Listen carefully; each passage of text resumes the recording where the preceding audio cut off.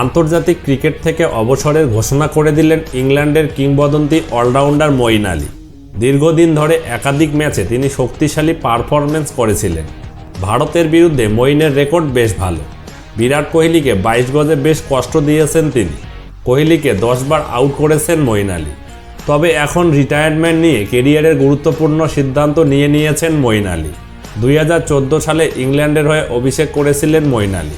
তিনি এখনও পর্যন্ত ইংল্যান্ডের হয়ে 138টি ওয়ানডে ও 68টি টেস্ট ম্যাচ খেলেছেন। এছাড়াও খেলেছেন 92টি টি-20 ম্যাচ। মঈনের আন্তর্জাতিক কেরিয়ার দুর্দান্ত। 138টি ওডিআই ম্যাচে তিনি 2355 রান করেছিলেন।